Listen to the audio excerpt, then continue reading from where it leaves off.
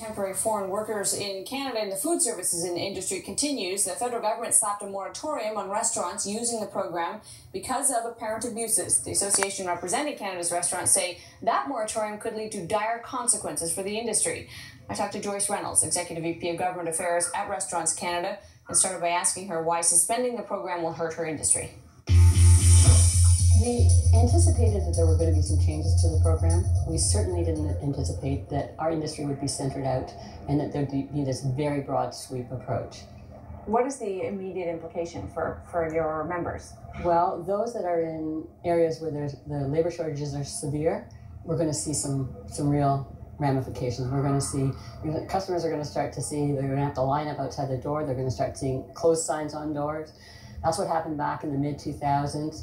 People had to curtail their services. They had to reduce their hours of operation. Sometimes they had to close.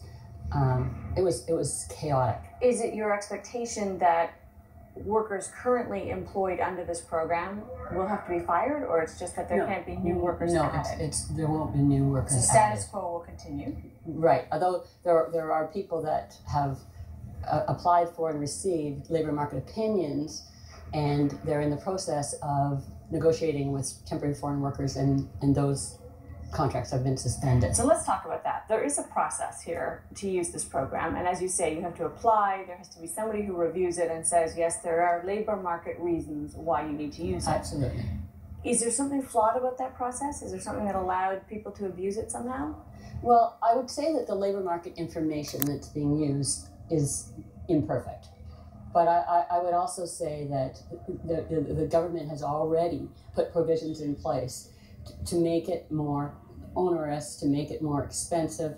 There's more of an administrative burden to apply for the temporary foreign worker program. And there has been a very significant drop-off of foreign workers since these new provisions were put in place last year.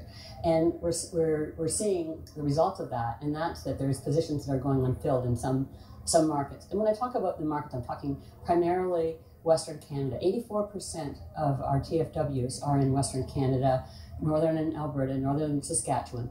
And also, just to put it in perspective, only 2% of our 1.1 million employees are temporary foreign workers. So those that see people that maybe don't look like you and I in restaurants in Ontario, for example, can sometimes make the assumption that they're temporary foreign workers, when in fact they're Canadian citizens or permanent residents. So let's talk about why this industry needs foreign workers. Because some people would say, if you can't get people to fill the job, there is a labor market response to that. It's called wages. You raise your wages, people will be happy to do that work. Why does that mechanism break down? Well, we're experiencing shortages in the region of the country where all sectors are experiencing shortages.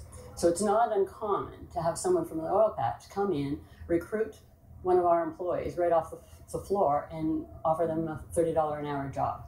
And we can't compete with the oil patch. Their margins are much better than our margins. Yeah.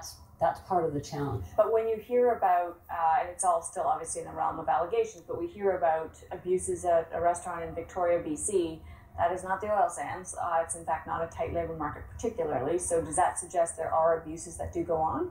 Well, one of the things that we are planning to do, and which we've already been doing, is we want to work closely with the government to ensure that the program is available to those employers where they have no other options, where there's Canadians that are not interested or able or available to work in our industry.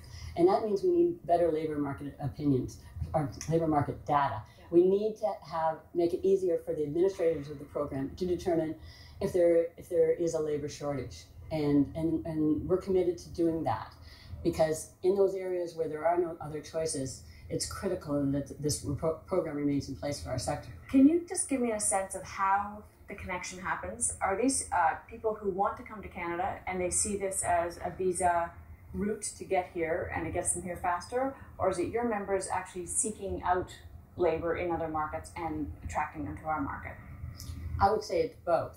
And again, we're a diverse industry, so we have everything from cooks and chefs to kitchen helpers to servers that are all applying under this program. So there are some that would definitely like to stay in Canada. There's others that are absolutely thrilled to have the opportunity to earn a good living in Canada and to be able to send money back to their family. So it really varies. So tell me what you think will be the outcome here. There's a moratorium. Obviously, you'll be talking to the government. Do you expect to get the program back in some form? Because in some form or other, it's been around a long time. Do you expect at least to go back to where it was, say, 3 years ago?